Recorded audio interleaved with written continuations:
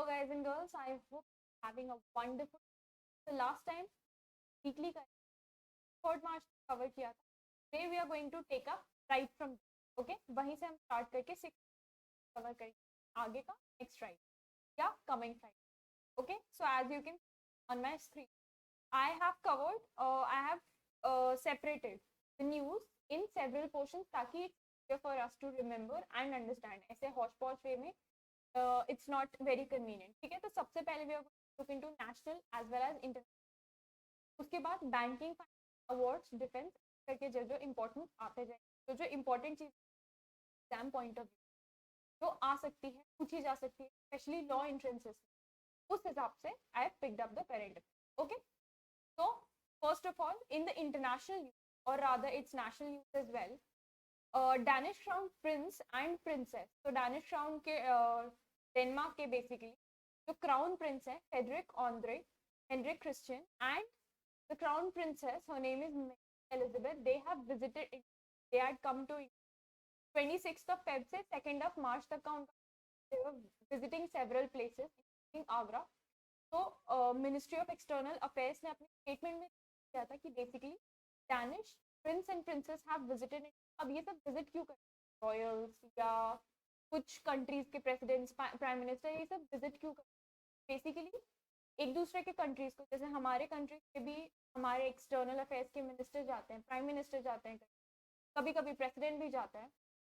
ये सब visits basically क्यों होते हैं?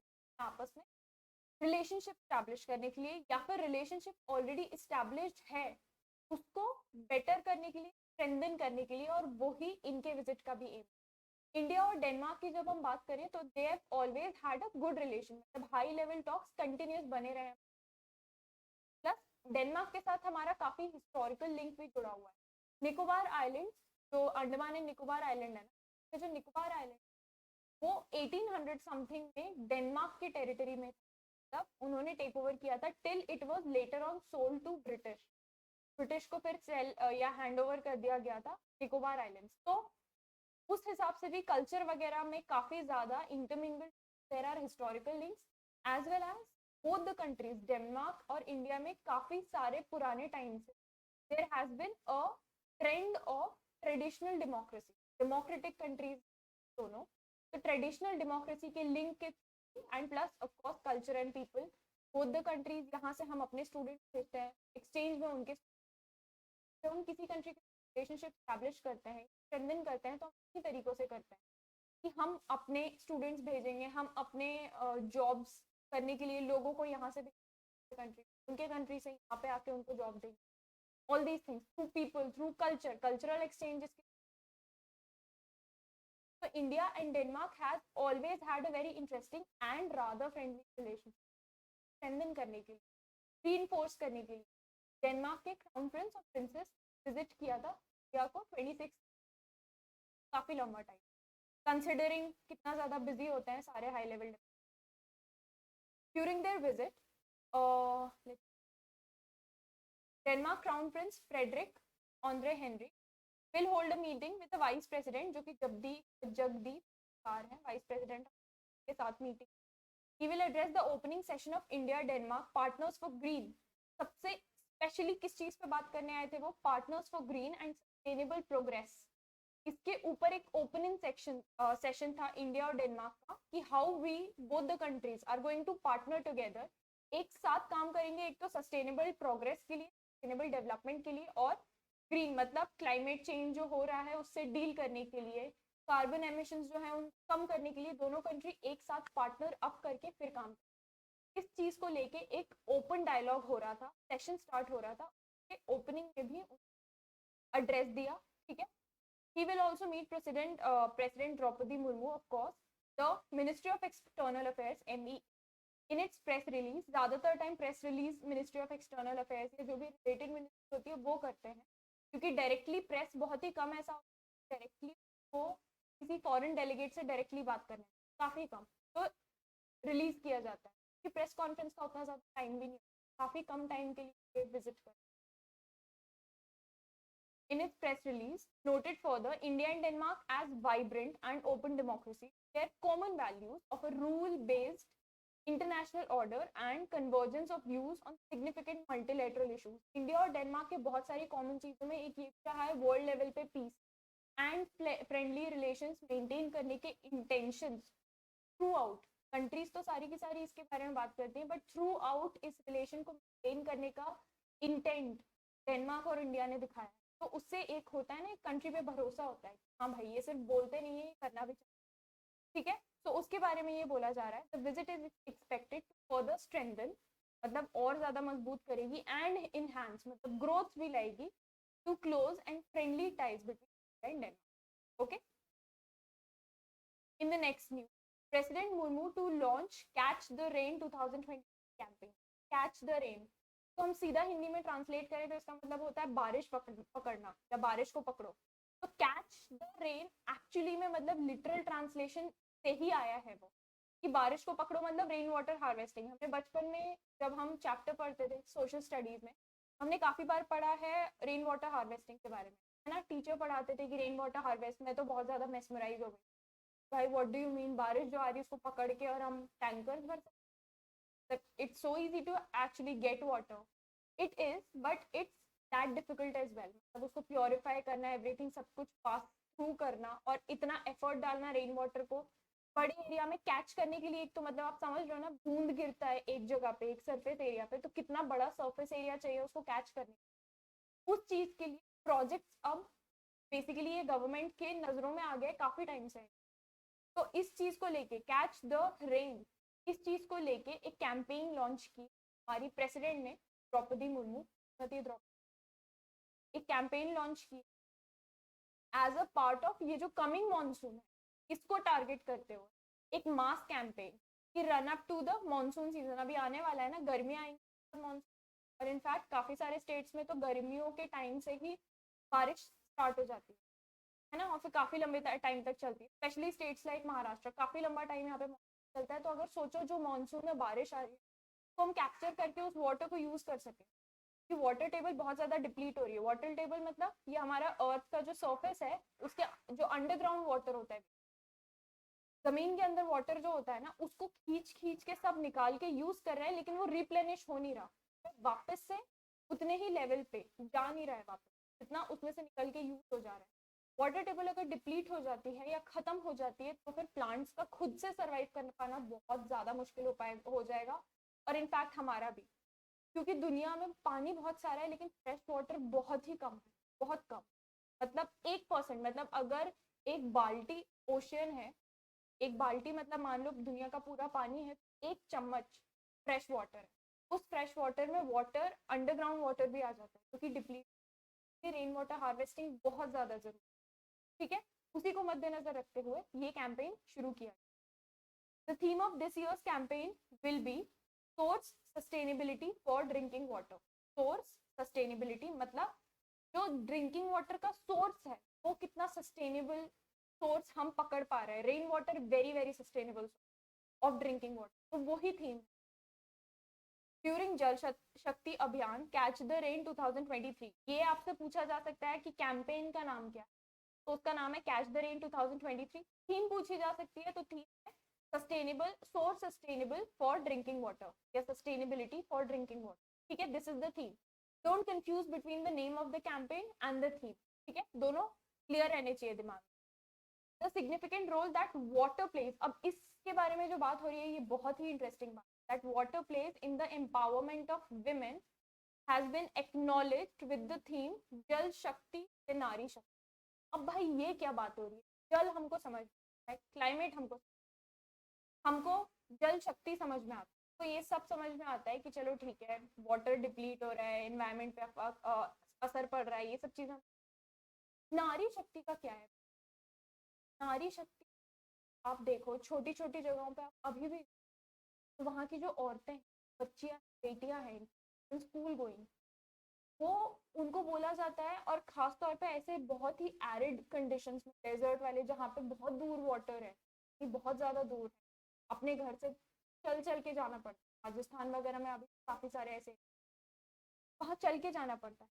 जितने ज्यादा घर के मेंबर्स हो सके, मटका, घड़ा, ये सब ले लेके, बर्तन, ज्यादा बर्तन मतलब ज्यादा लोग, और इस काम में ज़्यादातर टाइम इनफैक्ट क्या हमेशा घर की औरतें इंक्लूडिंग बच्चियाँ भी, तो वो अब सुबह जा रही है चल के 1.5-2 घंटे पानी भरने, वहाँ खड़े होके पानी भर रही है लाइन, फिर 1.5-2 घंटे चल के वापस आ रही है, एजुकेशन कब होगा?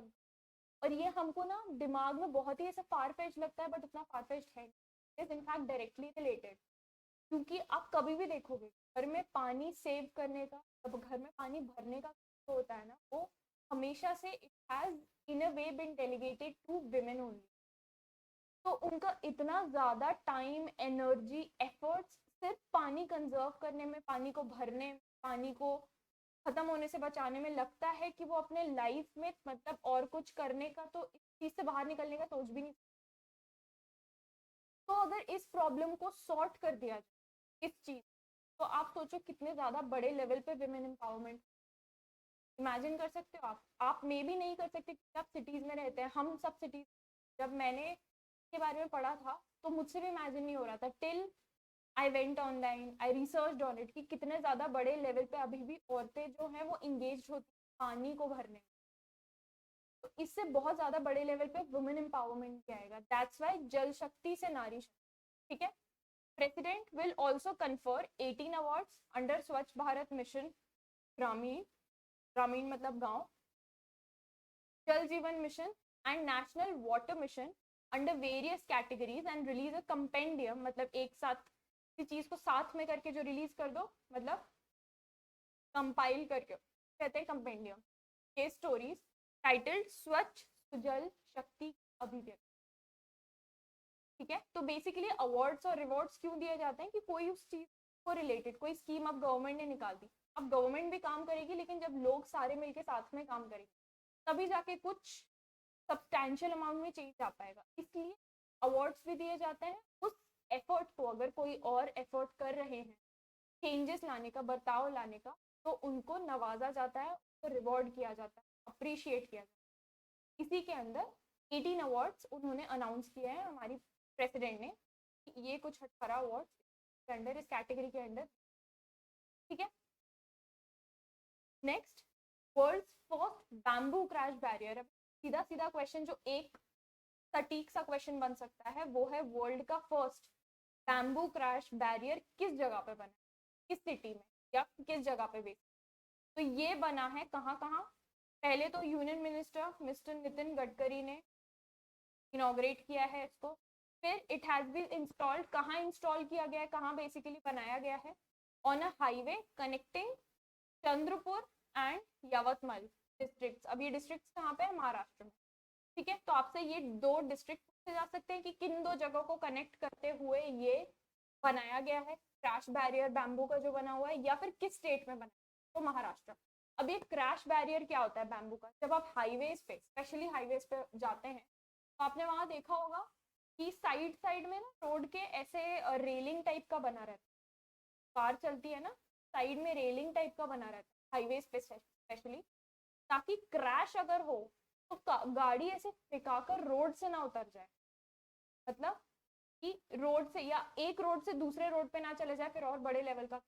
तो वो बीच में एक तो डिवाइडर बनाते हैं उस चीज के लिए, और फिर साइड साइड में क्या बनाते हैं कि रोड खत्म होती है तो वहां पूरे ये बैरियर्स बने होते हैं लोहे के जनरली, और उसके उस तरफ फिर खेत या जो भी गाँव जो भी चल रहा है ना, वो बैरियर देखें वो ज्यादातर टाइम मेटल के होते हैं, लेकिन that is not environmental friendly या सस्टेन, है ना। इसलिए पहली बार ऐसा हुआ है वो बैरियर जो है वो बैम्बू के बनाए गए, बैम्बू को यूज करके वो बैरियर्स को बनाया गया है। दो डिस्ट्रिक्ट्स के बीच में अभी तक किया है ये, और भी ज्यादा मतलब एक पायलट प्रोजेक्ट के तौर पे किया है। अगर इफ दिस सक्सेसफुल सही से तो अपना कर तो फिर आगे भी बढ़ाया जाएगा। जनरली प्रोजेक्ट्स इस तरीके से छोटे छोटे लेवल पे अप्लाई करके, फिर अगर वो या सक्सेसफुल तो फिर बड़े लेवल पे उनको अप्लाई करते हैं। अदरवाइज अगर सक्सेसफुल नहीं होते, अपना काम जिस चीज़ के लिए उनको लाया गया है वो नहीं कर रहे, तो फिर उनको वहीं पे रोक दिया जाता है। ठीक है।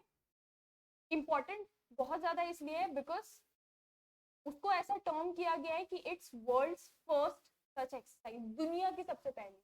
कोई भी चीज़ जो दुनिया की सबसे पहली हो रही हो या इंडिया की सबसे पहली हो रही हो, वो ऑटोमेटिकली आपके लिए करंट अफेयर्स के पॉइंट ऑफ व्यू से इम्पोर्टेंट हो। ठीक है.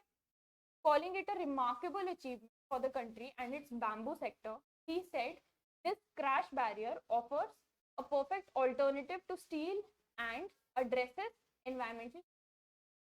ठीक है. He said मतलब who said? हमारे जो नितिन गडकरी. नेक्स्ट, अनुराग ठाकुर लॉन्च्ड युवा उत्सव.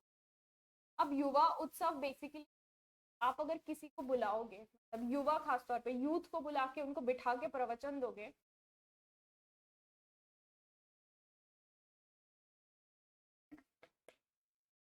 बिठा के एक जगह प्रवचन दोगे जैसे मैं आपको दे रही हूँ, ठीक है, तो कोई नहीं सुनने वाला, कोई नहीं आने वाला. जनरली यूथ को अगर टारगेट करना होता है, कोई कैंपेन चलानी होती है, कुछ उन तक कोई मैसेज बेसिकली पहुंचाना होता है, तो जनरली क्या किया जाता है कि कुछ कैंपेन या कुछ इस तरीके का इंटरेस्टिंग माहौल क्रिएट किया जाता है कि they are attracted to that place. ठीक है, तो युवा उत्सव नाम करके ऐसा ऑर्गेनाइज कर दिया, तो इट इज एक्चुअली कि सब कलेक्टिवली साथ में आएंगे भी और एक जो अवेयरनेस या जो मैसेज पहुंचाना है वो भी पहुंच जाएगा. तो दोनों होता है ना, दो धारी तलवार, दोनों काम हो रहे हैं. तो इस तरीके से अगर युवा उत्सव होता है तो वो एक तो यूनाइट करे सबको, सारे युवा को, इसलिए ये साइमल्टेनियसली बहुत सारे स्टेट्स में साथ में मतलब एक टाइम पे ही बहुत सारे स्टेट, बहुत सारे इनफैक्ट डिस्ट्रिक्ट्स में, डिफरेंट डिफरेंट स्टेट, बहुत सारे डिस्ट्रिक्ट साइमल्टेनियसली मनाया गया है युवा उत्सव. ठीक है, एक ही जगह नहीं बनाया, क्योंकि जितना बड़ा एरिया कवर हो सके, जितना ज्यादा यूथ कवर हो सके, ये अच्छी बात. ठीक है, तो union minister of youth affairs and sports obviously वही लॉन्च करेंगे, and information and broadcasting Anurag Singh Thakur, उन्होंने इस युवा उत्सव को लॉन्च किया है. तो क्या बोला है, India at 2047 from IIT Ropar जो कि पंजाब में है. He also launched the dashboard of Yuva Utsav. In the first phase, by 31st March, Yuva Utsav will be held in 150 districts में ये हो रहा है across the country to celebrate क्या youth power को, basically हमारी coming generation, future generation जो अब हमारे country को चलाएगी, उनको celebrate करने के लिए, उनको awareness, उनको अपनी power दिखाने. तो इसमें बहुत सारे youth जो हैं वो participate करेंगे. सबसे पहले district level पे, फिर उनमें से जो ऊपर जाएंगे वो स्टेट लेवल पे पार्टिसिपेट करेंगे, और फिर वहां से जो सिलेक्ट होंगे वो नेशनल लेवल पे पार्टिसिपेट. ठीक है, तो ये 3 लेवल पे 3 टीयर्स में बेसिकली ऑर्गेनाइज किया जा रहा है. और इसका जो मेन थीम है वो है पंच प्रण. ठीक है, ध्यान से सुनिए, ये जो थीम है ये युवा उत्सव का, ये है पंच प्रण, मतलब 5 प्रण, रेजोल्यूशन, 5 रेजोल्यूशन जो कि लिए हैं हमने एज ए कंट्री. वो पंच प्रण क्या है? First is goal of developed India, कि हमारा गोल है कि नाउ हम डेवलपिंग अब नहीं रहेंगे, we need to be developed India.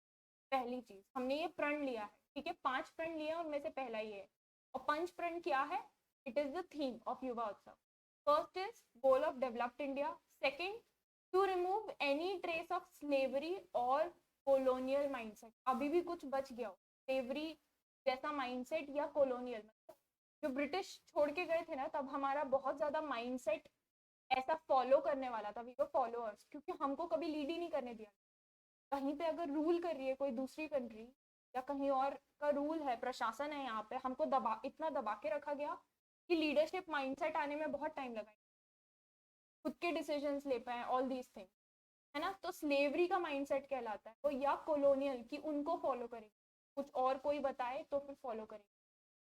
वो कॉलोनियल माइंडसेट अब कुछ उसका ट्रेस भी नहीं बचना चाहिए. ये दूसरा प्रण. तीसरा प्रण क्या? Take pride in our heritage and our legacy. हमारी जो लेगेसी, हमारे पूर्वज लेगेसी छोड़ के गए वो, और हमारी जो हेरिटेज है, जो कल्चर है हमारा, लैंग्वेजेस, कल्चर, ये सब मिलके हेरिटेज बनाते है ना, उसमें हम गर्व करेंगे, उस चीज पर गर्व है हम. तो we will take pride in it. ये तीसरा प्रण. चौथा प्रण, यूनिटी एंड सॉलिडारिटी. सीधा सीधा यूनिटी एंड सॉलिडारिटी, क्योंकि ब्रिटिश क्या यूज करते थे? Divide and rule. इसका ऑपोजिट क्या होगा? Unity and solidarity. तो हम जब तक यूनाइटेड है, खासतौर पे यूथ, क्योंकि वही हमारा फ्यूचरिस्टिक जनरेशन है, वो ही हमारा कंट्री आगे चला, है ना। तो जब तक यूनिटी है, सॉलिडारिटी है, भाईचारा है, तब तक कंट्री प्रोग्रेस और डेवलप्ड होने, which we are well on our way, ठीक है। और ये फिफ्थ फ्रंट क्या है, sense of duty among citizen. Citizens में एक सेंस ऑफ ड्यूटी होनी चाहिए, जैसे मम्मा बोलती है ना कि तुमको पीछे पड़े रहो तभी तुम कमरा साफ करते हो, कुछ खुद का सेंस ऑफ ड्यूटी भी होना चाहिए कि भाई मेरा भी घर है, गंदा ना। बोलते हैं ना, पेरेंट्स बोलते हैं कि भाई घर तुम्हारा भी है, गंदा इतना गंदा कैसे रख सकते हो, कुछ तो खुद को भी लगना चाहिए, भाई मेरा घर है साफ कर लूँ या साफ रखूँ, या मेरा कमरा है। It's not like you are living in our home, it's your home as well. तो वो सेंस ऑफ ड्यूटी जो सिटीजन्स में आएगी ना कि हाँ मेरी कंट्री या हमारी कंट्री है, मुझे इसके भले के लिए करना है, वो सेंस ऑफ ड्यूटी जो खुद के अंदर से आती है ना, तभी कुछ काम हो पाता है। बाहर से अगर बैजर कर करके डाला जाएगा, कूट कूट के भरा जाएगा, तो उससे कुछ नहीं, कूटते ही भागना है। इसलिए वो सेंस ऑफ ड्यूटी खुद से सिटीजन्स में होना। और ये है पंच प्रण या 5 प्रण, ठीक है, जो कि थीम थे युवा उत्सव। ओके, डिफरेंट डिफरेंट लेवल्स पे ये ऑर्गेनाइज हो रहा है, डिस्ट्रिक्ट, स्टेट और फिर नेशनल लेवल। ओके,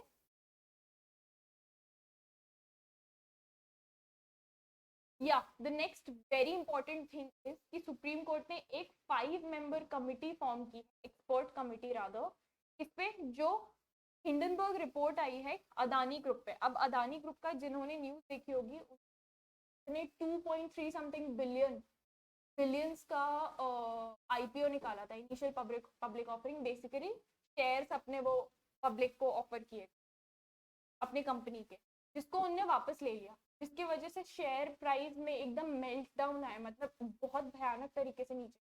तो जिन लोगों के पास अदानी के जो सोच रहे थे खरीदने और जो वापस ले लिया उनने, मतलब बहुत कंपनी का बहुत खराब वाला मेल्ट डाउन शेयर्स का, है ना। ये न्यूज में हमने देखा था।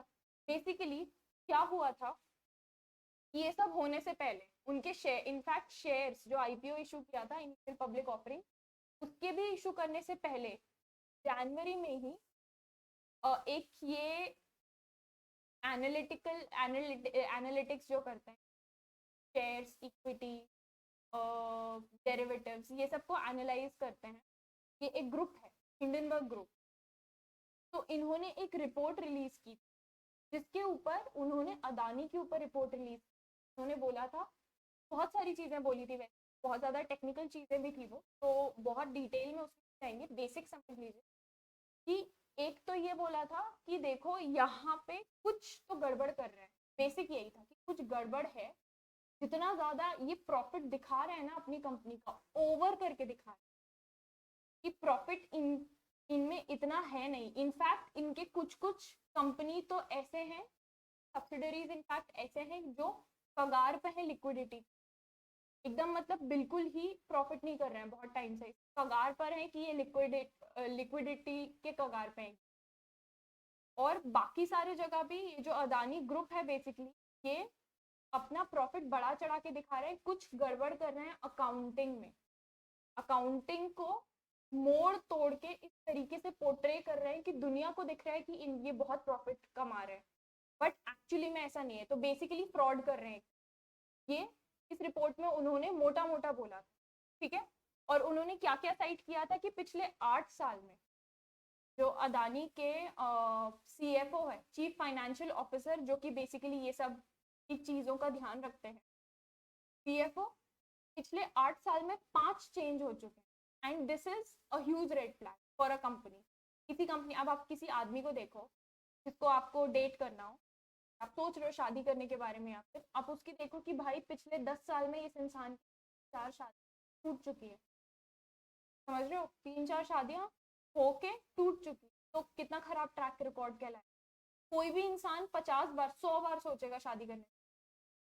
ऐसे ही किसी कंपनी में अगर सीईओ, सीएफओ ये सब बार बार उनके चेंज हो रहे हैं या छोड़ के जा रहे हैं, मतलब कुछ उनको खतरनाक दिखाए कि गड़बड़ हो रहा है भाई, इसलिए छोड़ छोड़ के जा रहे हैं। तो सीएफओ पिछले 8 साल में 5 बार इनके चेंज हो चुके, जो कोट किया इस रिपोर्ट में, कोट किया गया और फिर बोला गया कि भाई मतलब अकाउंटिंग में कुछ गड़बड़ ये दिखा रहे हैं, जिसकी वजह से ये सब झोल झपाटा हो रहा है। तो सुप्रीम कोर्ट ने इसी चीज के चलते एक एक्सपर्ट कमिटी फॉर्म की, ठीक है, एक एक्सपर्ट कमिटी जिसमें बेसिकली सुप्रीम कोर्ट के जजेस भी रहेंगे और फाइनेंशियल एंड बैंकिंग एक्सपर्ट जिनको ये साइड ऑफ द थिंग समझना। सुप्रीम कोर्ट के जजेस फेयर डिसीजन एंड जस्टिस करने के लिए रहेंगे, ठीक है, उनको जस्टिस एंड गुड कॉन्शियंस आता है, बट फाइनेंशियल या बैंकिंग साइड ऑफ थिंग्स को डील करने के लिए भी कोई ना कोई एक्सपर्ट चाहिए रहता है। जनरली जब इस तरीके की एक्सपर्ट कमिटी बनाई जाती है तो उसमें इन तरीके के मतलब 2-3 अलग अलग सेक्टर्स के एक्सपर्ट्स को मिक्स करके एक मिक्स्ड ग्रुप बनाया जाता है, ठीक है। It will be headed by farmer जज, मतलब रिटायर्ड जज, to investigate if there was a regulatory failure leading to investor losses after the adverse report by American short seller Hindenburg Research। इन्होंने बोला था कि भाई हमने भी खरीदे हुए हैं शेयर्स अडानी के, उसके थ्रू ही रिसर्च करके हमने ये सब निकाला है, बहुत टाइम से हम स्टडी कर। फॉर्मर सुप्रीम कोर्ट जज Abhay Manohar Sapre will lead the committee. ये आपसे पूछा जा सकता है कि सुप्रीम कोर्ट ने जो ये एक्सपर्ट कमिटी बनाई थी उसको लीड कौन करेगा, तो इट्स फॉर्मर सुप्रीम कोर्ट जज अभय मनोहर सप्रे, ठीक है। The committee will comprise of, ये भी पूछा जा सकता है क्योंकि बहुत कम लोग हैं, committee will comprise of former SBI chairman, ठीक है, फाइनेंशियल साइड ऑफ थिंग्स जैसे मैंने बोला था रिटायर्ड जज जेपी देवाधर, सेकंड जो कोर्ट से आएंगे, थर्ड इन्फोसिस को फाउंडर नंदन नीलेकनी, ठीक है, financial side of things, and banking veteran KV Kamath. He has huge amounts of experience where banking is concerned. And Mumbai-based advocate Somasekhar Sundaresan, ठीक है। ये सब मिलके इस कमिटी एक्सपर्ट कमिटी को फॉर्म करेंगे और फिर 2 महीने के बाद सुप्रीम कोर्ट को अपना रिपोर्ट जो है वो सबमिट करेंगे इन अ सील्ड कवर, मतलब वो रिपोर्ट पब्लिक नहीं होनी चाहिए, या इनफैक्ट इस कमिटी के जो मेंबर्स हैं इनके बाहर भी किसी को नहीं पता होनी चाहिए कि उस रिपोर्ट में की फाइंडिंग्स क्या है, फाइनल रिपोर्ट क्या है, ठीक है। जब इतने हाई लेवल केसेस होते हैं, क्योंकि इट इज अदानी वाज, जब तक ये सब फॉल आउट नहीं हुआ था तब तक he was the third richest man in the world, दुनिया का थर्ड रिचेस्ट मैन, और फिर ये सब होने के बाद जब मेल्ट डाउन हुआ पूरा, ही फेल डाउन थर्ड लिस्ट में, जो थर्ड पोजीशन थी उससे 15th पे ही फेल डाउन। तो मतलब बहुत huge things are at stake. तो इस टाइप की चीजों में जनरली सील्ड रिपोर्ट सबमिट कर, ताकि किसी और को बेसिकली कानो कान खबर नहीं होती कि फाइनल फाइंडिंग्स क्या, ठीक है। Committee will also suggest measures to strengthen the statutory या रेगुलेटरी फ्रेमवर्क। इसके चलते सुप्रीम कोर्ट ने इनफैक्ट ये भी पूछा था गवर्नमेंट से और सेबी से कि भाई हमको बताओ कि क्या शेयर्स लिस्टिंग और ये सब के लिए इंडिया में क्या रेगुलेटरी फ्रेमवर्क है, हमको बताओ, हमको समझना है हमको, इतने बड़े लेवल पे ये कांड कैसे हो गया। सुप्रीम कोर्ट ने ये भी बोला था, इस पे काफी बड़ा एडिटोरियल आया था हिंदू पे, जिन्होंने भी पढ़ा हो, काफी इंटरेस्टिंग।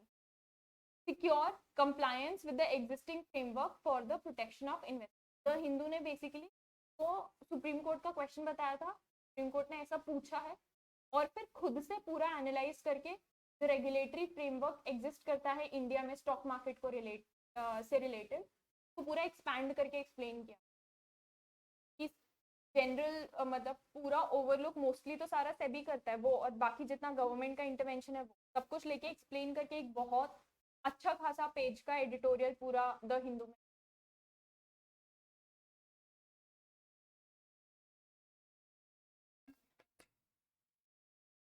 चलो next, Amit Shah inaugurated phase 1 of Bengaluru safe city. Basically जो नाम से समझ में आ रहा है सेफ सिटी, सेफ किसी भी चीज को safe city, safe metro, safe places बोला जाता है, तो इट्स जनरली रिलेटेड टू, क्योंकि इंडिया में कुछ टाइम पहले तक काफी ज्यादा क्राइम अगेंस्ट वुमेन एग्जिस्ट करता था, अब काफी ज्यादा better.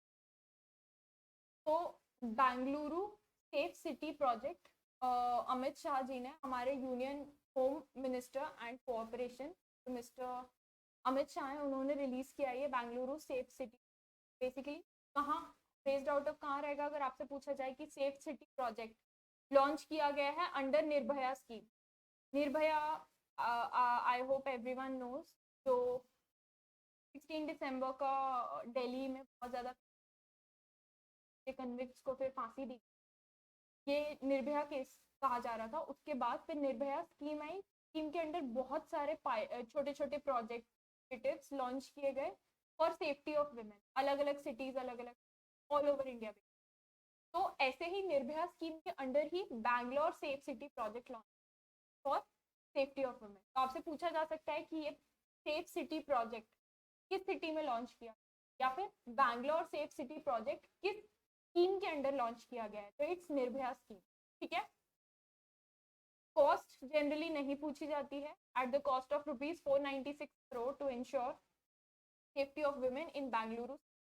Under the project, the audio-visual systems, drones, CCTV, and emergency call boxes are installed in various parts of the city.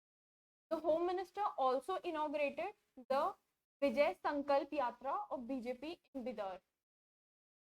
ठीक है, नेक्स्ट, ये भी इंपॉर्टेंट न्यूज है। मौगंज एक नया डिस्ट्रिक्ट 53rd नंबर का डिस्ट्रिक्ट बनाया गया है मध्य प्रदेश में। तो क्या होता है, डिस्ट्रिक्ट होता है, उसके अंडर छोटे छोटे तहसील आते हैं। जो लोग पुणे से हैं, क्योंकि अभी मैं पुणे में हूँ इसलिए मैं एग्जांपल दे रही हूँ, यहाँ पे कुछ ये डिवाइडेड है 14, आई थिंक 14 या 15 तहसील में, छोटी छोटी। ठीक है, जो पुणे शहर है, ये डिस्ट्रिक्ट जो है ये डिवाइडेड है 14 तहसील में। पुणे में अलग अलग डिस्ट्रिक्ट आते हैं, तो डिस्ट्रिक्ट जो होता है वो तहसील में डिवाइडेड होता है। तो ऐसे ही मौगंज एक क्या था, पहले तहसील था जिसको अब डिक्लेयर करके डिस्ट्रिक्ट बना दिया। तो अब अगर कोई जगह डिस्ट्रिक्ट बन चुकी है तो ऑटोमेटिकली उस डिस्ट्रिक्ट के अंडर तहसील आएंगी। तो कौन से वे नंबर का डिस्ट्रिक्ट बनाया है, 53rd नंबर का, नाम क्या है, मौगंज।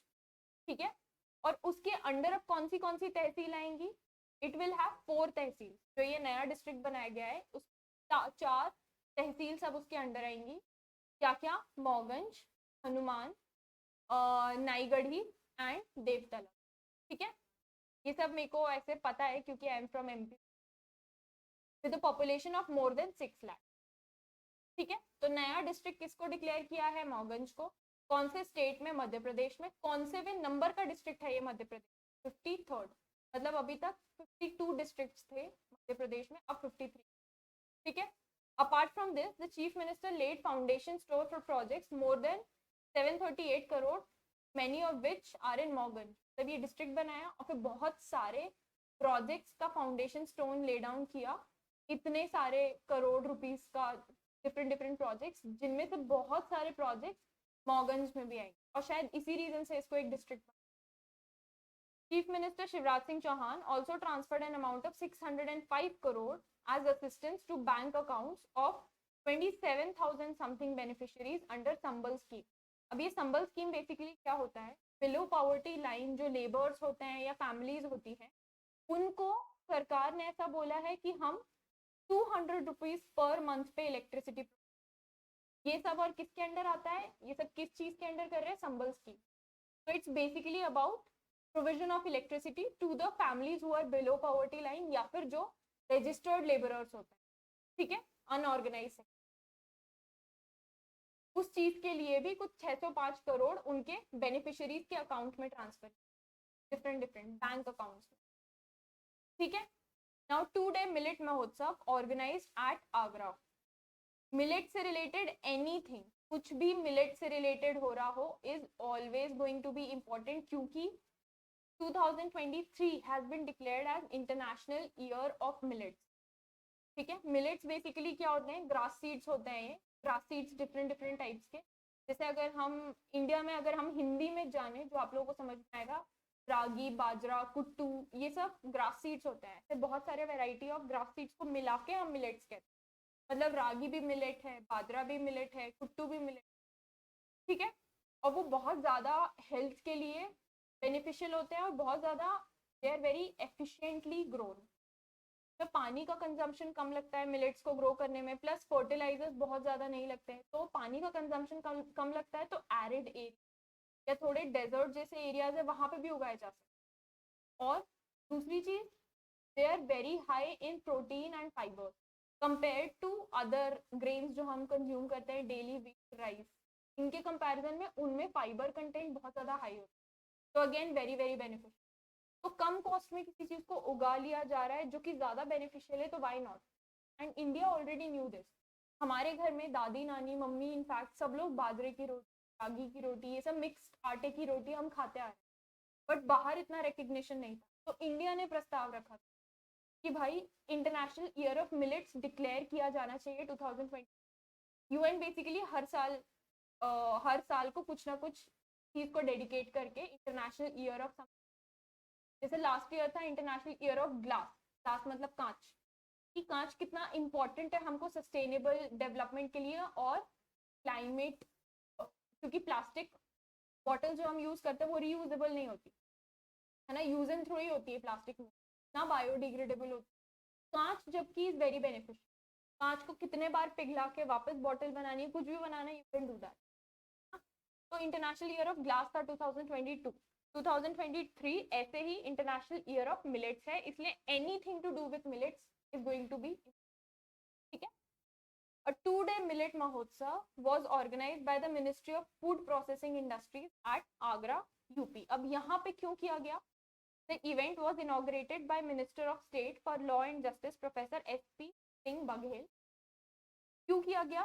UP Uttar Pradesh is the largest producer of food grains in India and accounted for about 18.89 share, 18.89%, जो कि होता है 58.32 million metric ton in the country's total food grain output. तो यूपी लार्जेस्ट प्रोड्यूसर है फूड ग्रेन का, और 2020-21 का data देख के हमको समझ में आ गया है कि कितना ज्यादा amount, that's why it's the largest. अकेला एक state almost 19% of the country का फूड ग्रेन प्रोड्यूस, ठीक है। In the year 2019-20 the state of UP produced, बाप रे, 21 लाख, मतलब basically 21 million metric ton millets, ठीक है। तो उससे कितना ज्यादा बढ़ गया एक ही साल में, 21 से 50। The different variety of millets mainly produced in UP include sorghum, pearl millet, kodo and barnyard millet. ये मेन वेराइटीज हैं जो कि प्रोड्यूस होती है UP. In Agra district, the millet varieties produced mainly include again sorghum and pearl millet. In the year 2019-20, Agra produced 99 metric ton of sorghum and 2,93 something thousand metric ton of pearl millet, ठीक है। तो millet का भी largest producer UP है, इसलिए आगरा जो कि UP में है वहां पे इस चीज का आयोजन किया गया, ठीक है। यहाँ पे इस चीज inauguration, okay. Next, Windsor framework. Basically Windsor framework एक ऐसा नया फ्रेमवर्क है जो कि ऑलरेडी एग्जिस्टिंग जो नदर्न आइलैंड प्रोटोकॉल है। अब जिनको समझ में, जिनको पता नहीं है कि बेसिक डिफरेंस क्या है, जो यूके है, यूनाइटेड किंगडम, वो ब्रिटेन नहीं है एक्चुअली। यूके जो है वो ग्रेट ब्रिटेन और नदर्न आइलैंड को मिला के बनता है यूके, मतलब ग्रेट ब्रिटेन है और नदर्न आइलैंड है, उसको पूरे को मिला के यूके बनता है। फिर ग्रेट ब्रिटेन अलग है, वो स्कॉटलैंड, वेल्स और ब्रिटेन को मिला के बनता है, तो वो ग्रेट ब्रिटेन और नदर आइलैंड को मिला के फिर यूके बनता है, ठीक है। तो यूके एक अकेला नहीं है, मतलब it's actually United kingdom, that's why it's called United, ठीक है। मिलाकर, यूनाइट करके बनाया, ग्रेट ब्रिटेन और नदर्न आइलैंड को मिला के बनता है। टाइप के बेसिक क्वेश्चंस भी कई बार आ जाते हैं। तो बेसिकली जो नदर्न आयरलैंड प्रोटोकॉल था उसको रिप्लेस करने के लिए ये विंडसर फ्रेमवर्क आया है। नदर्न आइलैंड फ्रेमवर्क जो था वो बेसिकली क्या करता था, ये ट्रेडिंग अग्रीमेंट था between UK and EU, European union, और ब्रेग्जिट, जो ब्रिटेन ने यूरोपियन यूनियन को छोड़ा था उसको ब्रेग्जिट कहते हैं, ब्रिटेन एग्जिट जाके ब्रेग्जिट बना। तो ब्रेग्जिट के टाइम पे सबसे ज्यादा पचड़े वाला अग्रीमेंट यही था। क्यों? क्योंकि बेसिकली ये trade agreement major focus food grains के ऊपर, और क्या बोलता था ये, under this protocol, northern island protocol जो पहले एग्जिस्ट करता था, under the protocol both UK, United Kingdom and EU, European Union agreed, दोनों का अग्रीमेंट था, that inspection of goods would be conducted between Great Britain and northern island. मतलब जो भी फूड ग्रेन्स आ रहे हैं या किसी भी टाइप के गुड्स आ रहे हैं वो सब ग्रेट ब्रिटेन और नदर्न आयरलैंड के बीच में उनका इंस्पेक्शन हो, जांच पड़ताल होगी। Northern Ireland remained in the EU. अब नदर्न आयरलैंड ईयू से बाहर नहीं गया, बाहर कौन गया? ब्रिटेन। इसलिए मैं बोल रही हूँ इंपॉर्टेंट है। क्वेश्चन आए कि बाहर कौन गया यूरोपियन यूनियन से, तो यूके मत लिख देना, यूके यूनाइटेड किंगडम है जिसमें ग्रेट ब्रिटेन और नदर्न आयरलैंड दोनों आते। बाहर गया है ब्रिटेन ईयू से, नदर्न आयरलैंड अभी भी यूरोपियन यूनियन का पार्ट है, ठीक है। तो northern Ireland remained in the EU single market and trade and customs inspection of goods coming to Great Britain took place at its port along the Irish Sea, ठीक है। अब issues क्या थे इसमें? The protocol led to political division in northern Ireland, the checks made trade between Great Britain and northern Ireland cumbersome. अब क्योंकि अलग हो गए यूरोपियन यूनियन में, जब तक सारे कंट्रीज जो कंट्रीज आते थे उनके आपस में बीच में जो भी ट्रेड चलता था वो बहुत आसान होता था, ठीक है। That was the entire point of union बनाने का। लेकिन अब ब्रिटेन बाहर चला गया यूरोपियन यूनियन से, तो ये जो प्रोटोकॉल लाया गया, अब नदर्न आयरलैंड अंदर है अभी भी ट्रेडिंग के लिए, ब्रिटेन बाहर हो गया, तो बहुत ज्यादा भयानक लेवल पे चेक्स और ये सब इंक्वायरी और ये सब होने लगी। कहाँ? नदर्न आयरलैंड के पोर्ट्स पे। उससे क्या होता था, जो फूड ग्रेन्स होते हैं या फूड खाने की चीजें होती है जिनकी एक पर्टिकुलर शेल्फ लाइफ होती है, बहुत सारे होते हैं कि बहुत ज्यादा मेजोरिटी में इधर उधर गुड फूड ही होता है, तो वो जिनकी शेल्फ लाइफ होती है, बेसिकली एक्सपायरी डेट होती है, वो ना ये सब चेक्स होने के टाइम तक, जब तक पूरा कंप्लीट होता था तब तक एक्सपायर हो जाता, तो बहुत ज्यादा बड़े लेवल पे नुकसान होता था ट्रेडर्स को, बिजनेसमैन, ठीक है। तो ये बेसिकली नॉर्दर्न आयरलैंड प्रोटोकॉल जो था, जो कि ईयू और यूके के बीच में हुआ था, उसके वजह से ये सब पूरा कम्बरसम बहुत प्रोसेस था, जिसके वजह से ये सब नुकसान हो रहा था, फूड ग्रेन्स खराब हो जाते थे, सब कुछ बर्बाद हो जाता था जब तक फाइनल चेक होके चीजें पास हो पाती थी। इसके वजह से विंडसर फ्रेमवर्क लेके आए जो इन्हीं चीजों से डील करेगी और इन्हीं चीजों को और आसान बना, ठीक है। नॉर्दर्न किस चीज को रिप्लेस करेगी Windsor framework? Northern Ireland protocol जो था उसको हटाकर उसके जगह पे विंडसर फ्रेमवर्क आएगा, जो कि अभी तक ऑपरेटिव नहीं हुआ है लेकिन डिक्लेयर हुआ है, ठीक है। Next, banking and financial sector में World Bank and India have signed 2 complementary loans of 500 million each. जो मैंने बोला था कि पैसे इंपॉर्टेंट नहीं है, ये नहीं पूछते कितने करोड़ का, यहाँ पे इंपॉर्टेंट। अगर पूछा जाए वर्ल्ड बैंक ने इंडिया के साथ जो लोन साइन किया है उसका कितना अमाउंट है, तो $500 मिलियन, ठीक है। किस चीज को सपोर्ट करने के लिए? Support and enhance countries health care infrastructure, ठीक है। कोविड के बाद से बहुत सारी कंट्रीज को रियलाइज हो चुका है कि भाई हेल्थ केयर अगर टिप टॉप नहीं रखा, वेल मेंटेन नहीं रखा, तो कभी भी ऐसी आपदा विपदा आएगी, सब खराब हो जाएगा, बर्बाद हो जाएगा वापस से अगर गलती से आ गई। तो अब सारे कंट्रीज अपने हेल्थ केयर पे बहुत एक्स्ट्रा ध्यान दे रहे हैं कि सारे इक्विपमेंट जो हैं अवेलेबल हैं कि नहीं, सारी चीजें अप टू डेट है कि नहीं, कुछ ऐसे आउटडेटेड तो नहीं रखा है जिसपे बहुत टाइम से ध्यान नहीं किया, ऑल दीज थिंग्स, कि हम बेसिकली अब वेल इक्विप्ड होने चाहिए हर प्रॉब्लम से या हर इमरजेंसी से डील कर, ठीक है। ये अब फोकस हो चुका है, इसलिए हेल्थ केयर सेक्टर पे आप देखना इंडिया में भी बहुत सारे स्कीम्स लॉन्च हो रहे हैं, कोविड के बाद से और ज्यादा लॉन्च हो रहे हैं। और कुछ अगर हेल्थ के डिपार्टमेंट में कोई स्टेट कुछ बहुत अच्छा कदम उठाता है तो उनको अवार्ड दिया जाता है, ठीक है। जैसे कि यूपी गवर्नमेंट को आयुष्मान एक्सीलेंस अवार्ड मिला था क्योंकि हेल्थ केयर डिपार्टमेंट में काफी सारे इनिशिएटिव लेके उन्होंने बहुत अच्छा काम, तो ये सब रिकग्नाइज करते हैं, अप्रिशिएट करते हैं जो भी हेल्थ केयर डिपार्टमेंट में कर रहा था, क्योंकि हेल्थ केयर की इंपॉर्टेंस समझ में आ गई है कोविड, ठीक है। Now through this combined financing of 1 billion, 500 million मिला के कितना हो गया? 1 बिलियन हो गया। World bank will support India flagship प्रधानमंत्री आयुष्मान भारत हेल्थ इंफ्रास्ट्रक्चर। अब याद कैसे रखोगे कि this is related to health? देखो आयुष्मान जो होता है, आशीर्वाद लेते हैं तो बोलते हैं आयुष्मान, मतलब उसका मतलब होता है कि बेसिकली हेल्दी रहो, बीमारियों से सुरक्षित रहो, आयुष्मान भवा, लंबी आयु रहे तुम, तो वो कैसे रहेगी? हेल्दी रहोगे तब, तो इट्स रिलेटेड टू हेल्थ, ऐसे याद रखना, ठीक है। ये इंडिया का फ्लैगशिप मिशन है, प्रधानमंत्री अभीम बोलते हैं, ABHIM, Ayushman Bharat health infrastructure mission, ठीक है, अभीम। ये लॉन्च किया था, इसको सपोर्ट करने के लिए इतनी धनराशि के ऊपर अग्रीमेंट लोन साइन हुआ है, लोन अग्रीमेंट। द अभीम looks at improving public health care infrastructure across the country, पूरी कंट्री में, एक कोई स्टेट को फोकस करके नहीं,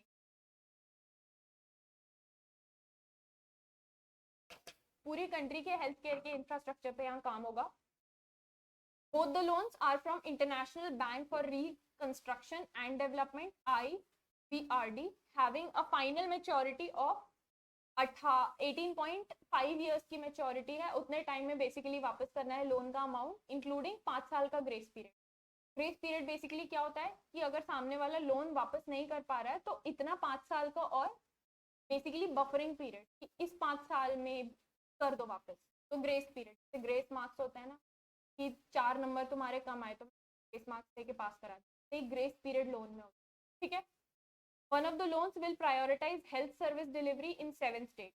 अबाउट वर्ल्ड बैंक, अब जब हम ऐसे कुछ ऑर्गेनाइजेशंस के बारे में पढ़ते हैं तो उनके बारे में कुछ बेसिक स्टैटिक नॉलेज जानना इंपॉर्टेंट होता है। जैसे वर्ल्ड बैंक जो है उसका हेडक्वार्टर कहाँ है, वॉशिंगटन डीसी।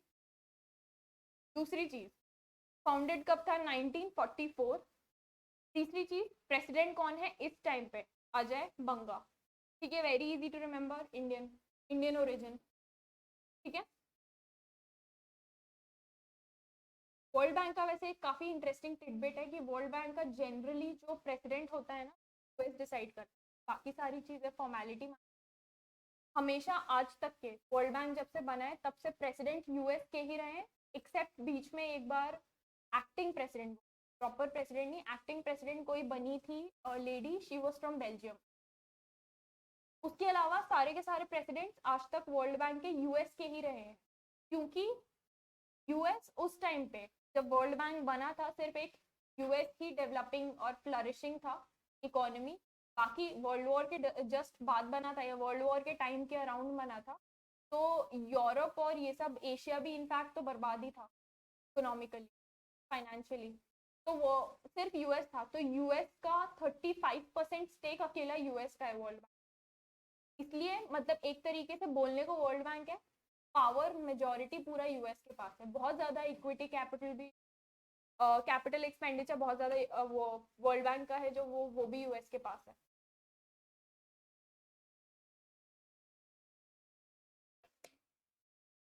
तो ऐसे याद रख लो कि इस वजह से हेडक्वार्टर भी यूएस में, ठीक है। नेक्स्ट, वियतनाम पार्लियामेंट इलेक्ट वो वान थुआंग, अब मुझे करेक्ट करना, वियतनाम के पार्लियामेंट में नया उन्होंने प्रेसिडेंट सिलेक्ट किए हैं, हिज नेम इज वो वान थुआंग, ठीक है। वियतनाम कहाँ है, इंडिया का मैप देखो, इमेजिन करो, इस साइड बांग्लादेश, फिर इस साइड थोड़ा और जाओगे तो म्यांमार, फिर इस साइड थोड़ा और जाओगे तो वो सब थाईलैंड और लाओस और सब आता है ना, और फिर एकदम कोने में जो एक पतली सी स्ट्रिप बचती है, मतलब एकदम स्ट्रिप बचती है और उसके तरफ फिर पूरा ओशियन है, तो वो पतली सी स्ट्रिप भी है वियतनाम, आप में देखना खुद, ठीक है। तो वियतनाम में नए प्रेसिडेंट इलेक्ट किए गए हैं, उनकी नेशनल असेंबली ने इलेक्ट किए वो वान थुआंग, ठीक है। ये रीशफल हुआ है कंट्री की टॉप लीडरशिप के बीच में एंटी ग्राफ्ट कैंपेन के अंतर्गत। एंटी ग्राफ्ट कैंपेन अब बेसिकली क्या है, ये एंटी ग्राफ्ट कैंपेन करप्शन को हटाने के लिए या करप्शन से डील करने के लिए एंटी ग्राफ्ट कैंपेन, उसके वजह से जो प्रीवियस लीडर थे उनको सडनली उनने रेजिग्नेशन दिया था क्योंकि he was held responsible for a lot of downfalls, बहुत सारी ऐसे बोला जा रहा था गड़बड़ जो हुई है कंट्री में और गवर्नमेंट को, सब जो प्रीवियस लीडर थे उनके वजह से, इसलिए ही रिजाइन, और बहुत ही सडन था उनका रेजिग्नेशन। उसके बाद this person Vo Van Thuong has been selected या elected rather as the new president of Vietnam, ठीक है। नेक्स्ट, मूडी रेजेस, अब ये बेसिकली एक कंपनी है यूएस बेस्ड, न्यूयॉर्क में इनके हेडक्वार्टर्स है, मूडीज, जो कि जीडीपी ग्रोथ रेट निकालती है, ठीक है, इंडिया का भी निकालती है, तो उन्होंने प्रिडिक्ट किया है कि इंडिया का फोरकास्ट किया है, बेसिकली पहले से बताया है, और डेटा और वगैरह सब कुछ स्टडी करके, ट्रेंड्स को स्टडी करके फोरकास्ट बताया जाता है कि आगे आने वाले टाइम में जीडीपी कहाँ तक ग्रो कर सकती है, तो उन्होंने बताया है, फोरकास्ट किया है for India to 5.5 in 2023, India के जीडीपी ग्रोथ को। ग्लोबल रेटिंग फर्म है Moody's, basically it's Moody's investors services पूरा नाम, on 28th Feb raised India's growth projection to 5.5% in 2023, up from पहले जो प्रोजेक्शन उन्होंने किया था वो बोला था नवंबर 2022 में, उन्होंने बोला था कि 4.8% पे बढ़ेगा, लेकिन उसको उन्होंने फिर से डेटा रीस्टडी किया होगा जिस भी बेसिस पे उन्होंने इस चीज को चेंज करके, अपने रेटिंग्स को चेंज करके बोला है कि नहीं 4.8 नहीं 5.5% इन 2023 and to 6.5% in 2024. तो 5.5 2023 के लिए प्रेडिक्ट किया है और 6.5% 2024 के लिए predict. India's growth rate in 2023 is the highest among G20 countries. ये भी बहुत इंपॉर्टेंट चीज, अभी प्रेसिडेंसी इंडिया की G20 की इंडिया के पास है according to Moody's projection. G20 में जितनी पूरी कंट्रीज है ना, 19 कंट्रीज प्लस यूरोपियन यूनियन, ये सब मिलाकर G20 कंट्रीज जो बनती है, इन सब में इंडिया का जो ग्रोथ रेट है वो बोला जा रहा है कि इट इज द हाईएस्ट। मतलब हाईएस्ट ऐसे नहीं कि जीडीपी हाईएस्ट है, हाईएस्ट ऐसे कि ग्रोथ रेट जिस लेवल पे ग्रो कर रहा है वो सबसे ज्यादा रैपिड है, सबसे ज्यादा फास्ट है, ठीक है। It's followed by China second number पे with 5% growth and Indonesia third number पे विथ 4.8%। ये सब जीडीपी कंट्रीज की बात हो रही है, जीडीपी बोल G20 कंट्रीज की बात, ठीक है। जीडीपी फोरकास्ट ऑफ इंडिया 2023 और 24, बहुत सारे डिफरेंट फोरम्स होते हैं जो फोरकास्ट करते हैं, ऐसे ही फिच है, ये एक इंश्योरेंस एंड इन्वेस्टर्स कंपनी है, ये भी प्रिडिक्ट करती है, इन्होंने 7% प्रिडिक्ट इंडिया का ग्रोथ रेट, ठीक है, GDP forecast. ADB Asian development bank ने प्रिडिक्ट किया है 8%, वर्ल्ड बैंक ने प्रिडिक्ट किया है 6.8%, आईएमएफ इंटरनेशनल मॉनेटरी फंड ने प्रिडिक्ट किया है अगेन 6.8%, तो वर्ल्ड बैंक और आईएमएफ 6.8 है। RBI reserve bank of India, मतलब इंडिया के खुद के बैंक ने इंडिया के लिए प्रिडिक्ट किया है 6.3, तो मतलब ये वर्ल्ड बैंक, आईएमएफ और आरबीआई वही थोड़ा आसपास है।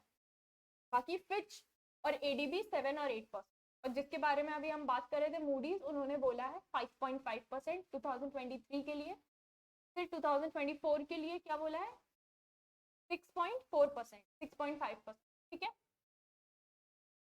Next awards, Mirabai Chanu won BBC Indian sports woman of the year award, बहुत इंपॉर्टेंट अवार्ड होता है, so it's important for you to know. Mirabai Chanu is a weight lifter, ठीक है। तो ये पूछा जा सकता है कि ये कौन से स्टेट को बिलोंग करती है, तो ये उसी स्टेट को बिलोंग करती है जहाँ से मैरी कॉम करती थी। जिन्होंने मैरी कॉम पढ़ी देखी है, शायद ऐसा कुछ था कि she wanted to be a wait lifter या something that, but later on she became a boxer. I don't know, I haven't watched the movie, मेरे को किसी स्टूडेंट ने ऐसा आके टिडबिट बताया था कि एक्चुअली में she wanted to be something else but she ended up being boxer. तो मीराबाई चानू भी belongs to the same state as Mary Kom, दोनों का नाम एम से और स्टेट का नाम भी एम से आता है, मनी, ठीक है। has won the 2022 BBC Indian Sportswoman of the Year award. She becomes the first athlete to win the award twice in a row. एक के बाद एक दो बार मिला है, twice in a row. तो she has become first athlete, first woman athlete भी नहीं, first athlete. BBC Para Sports Woman of the Year मिला है भाविना पटेल को। She basically plays table tennis, ठीक है। Bhavina Patel, she plays table tennis and she is a para athlete. She is a person with disability who is into athletics. So she won BBC Para Sportswoman of the Year. She was basically diagnosed with polio. She was a little kid. और उसके बाद basically it's her disability. But again, जज्बा होना चाहिए तो फिर कुछ कर सकते हैं। तो Bhavina Patel, she has been selected as BBC Para Sports person, and what does she play? She plays table tennis, ठीक है। While Preetam Sivach, she is a former hockey captain, hockey जो टीम है, and it's a she actually, तो इनका पूरा नाम प्रीतम रानी सिवच।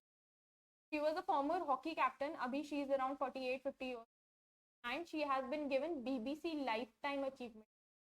तो ये भी एक बहुत इंपॉर्टेंट अवार्ड है जो कि पूछ, ठीक है। BBC lifetime achievement award मिला है प्रीतम सीवच को, या प्रीतम रानी सीवच, हर फुल नेम, ठीक है। Boxer Nitu Ghanghas was chosen as the BBC emerging player of the year, ठीक है। Emerging player of the year, जो यंग आते हैं, नए नए आए होते हैं, वो प्लेयर ऑफ द ईयर होता है। जो पूरी लाइफ अपनी डेडिकेट कर चुके होते हैं स्पोर्ट्स को, बहुत अच्छा परफॉर्मेंस देते हैं, उनको लाइफ टाइम कॉन्ट्रीब्यूशन या lifetime achieve. Next, HDFC bank Shashidhar Jagdishan is BS banker of the year. BS मतलब बिजनेस स्टैंडर्ड, जो मैगजीन या न्यूज़पेपर आता है ना, उन्होंने ये अवार्ड निकाला है। एंड मिस्टर शशिधर जगदीशन जो HDFC बैंक के हैं, he has been given business standard banker of the year award।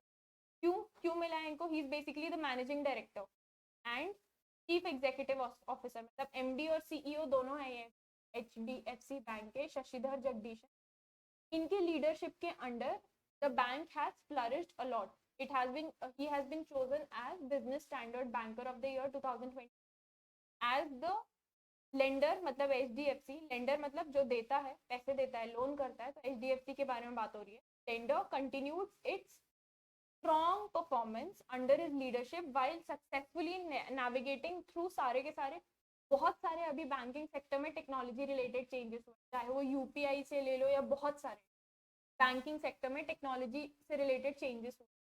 तो उसमें कई सारे बैंक कोप नहीं कर पाते, लेकिन इनके लीडरशिप के अंडर HDFC बैंक ने बहुत ना सिर्फ कोप किया है, बल्कि जो परफॉर्मेंस हमेशा से था वो ही मेंटेन किया। तो इनके लीडरशिप के अंदर that's why he has been given recognition, ठीक है। An eminent 5-member jury chaired by former RBI Deputy Governor SS Mundra picked the CEO of the largest private sector bank of the country as the winner। Okay, next, defence में बहुत ही important news, INS Trikand participated in international maritime exercise 2020। अब बहुत सारी exercises होती हैं countries के बीच में, कई एक्सरसाइजेस ऐसे होती हैं जो कि बहुत सारी कंट्रीज साथ में मिलकर करती हैं, कई एक्सरसाइजेस ऐसे होती हैं जो कि जैसे इंडिया जापान के साथ करता है, इंडिया सिंगापुर के साथ, इंडिया US के साथ, ऐसे, या इंडिया ऑस्ट्रेलिया के साथ, है ना। तो बायलेटरल एक्सरसाइजेस भी होती हैं और मल्टीलेटरल एक्सरसाइजेस होती हैं। बाय मतलब दो कंट्रीज जो कर रही हैं, मल्टीलेटरल एक्सरसाइज मतलब बहुत सारी कंट्रीज जो, तो यहाँ पे जिसकी बात हो रही है it's actually a multilateral exercise, बहुत सारी कंट्रीज कर रहे हैं, 50 नेशन से भी ज्यादा ये पार्टिसिपेट किया। अब ये एक्सरसाइजेस क्या होती हैं, या तो ये मैरीटाइम हो सकती हैं, स्पेशल फोर्सेस की भी होती है, मैरीटाइम मतलब नेवी से रिलेटेड, नेवल से रिलेटेड एक्सरसाइजेस, या तो ये वो हो सकती हैं, या तो ये एयरफोर्स से रिलेटेड हो सकती है, एयरफोर्स एयरक्राफ्ट करते हैं, या ये मिलिट्री से रिलेटेड हो सकती है, या स्पेशल फोर्सेस जो कंट्रीज के होते हैं उससे रिलेटेड हो सकते हैं। तो इनके नाम भी अलग अलग होते हैं। तो what I would recommend to you is, अगर आप करंट अफेयर्स पढ़ रहे हैं तो what you can do is, आप अपने कॉपी में लिस्ट बनाइए, एक पीछे का पेज मतलब एक सेक्शन ऑफ कॉपी सिलेक्ट करके, और जब जब एक्सरसाइज आपको मिले ना, कि इंडिया और जापान की मैरीटाइम एक्सरसाइज हुई, या इंडिया और सिंगापुर के बीच में मैरीटाइम एक्सरसाइज है, या इंडिया US के बीच में मिलिट्री एक्सरसाइज हुई, किन कंट्रीज के बीच में हो रही है एक कॉलम में, दूसरे कॉलम में क्या एक्सरसाइज हो रही है, नाम क्या है, क्योंकि कई बार नाम होता है, जैसे इंडिया US के बीच में युद्ध अभ्यास हुआ, ठीक है। अब ये एक्सरसाइजेस क्यों होती, तो ये करके कॉलम करके एक जगह मेंटेन करेंगे, it will be easier for you to revise, ठीक है। नेक्स्ट थिंग, ये एक्सरसाइजेस क्यों होती है, सबसे पहले तो इंडिया की डिफेंस कैपेबिलिटीज शो करने के लिए कि भाई हम बहुत आगे आ चुके हैं, पूरी दुनिया को दिखाने के लिए कि what are capability is now.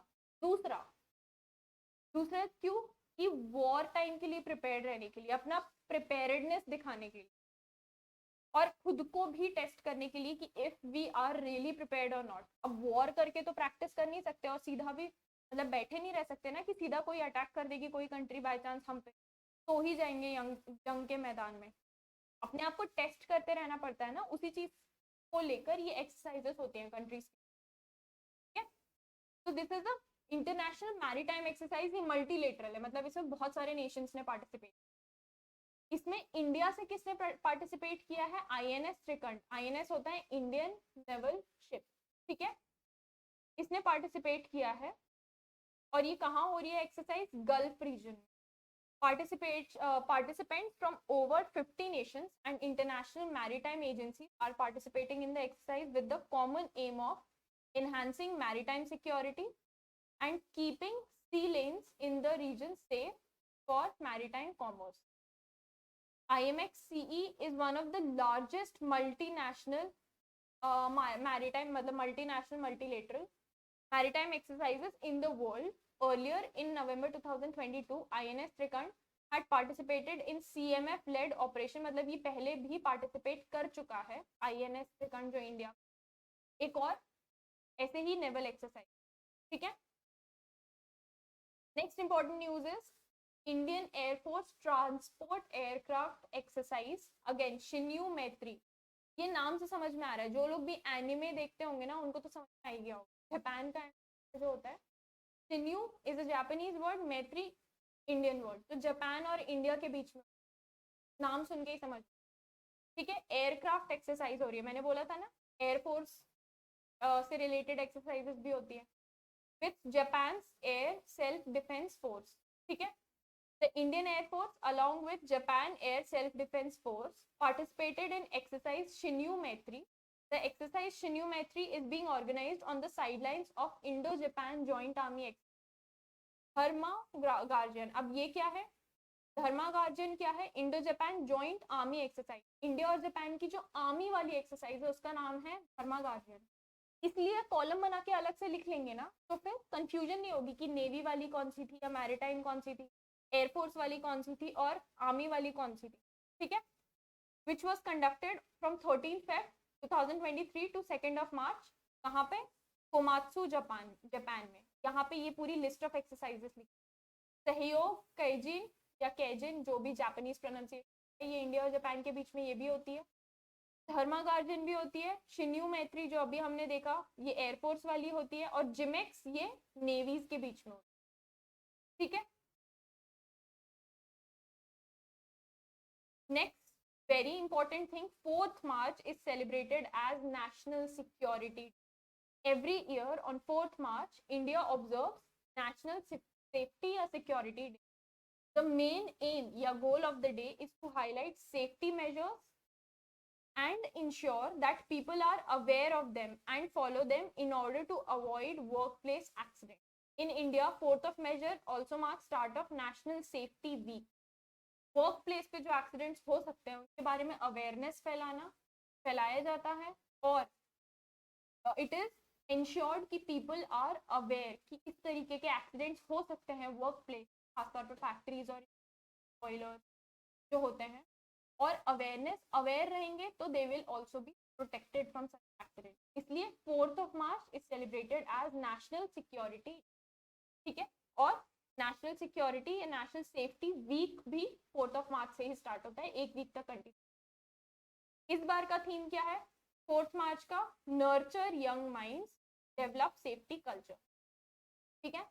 Theme भी आपसे पूछा जा सकता है इस दिन का, इसलिए it's very important to remember the theme. Okay guys, it was great meeting you all again. I'll again come up with a weekly session for the current affairs on the coming Friday. Okay, see you, bye bye.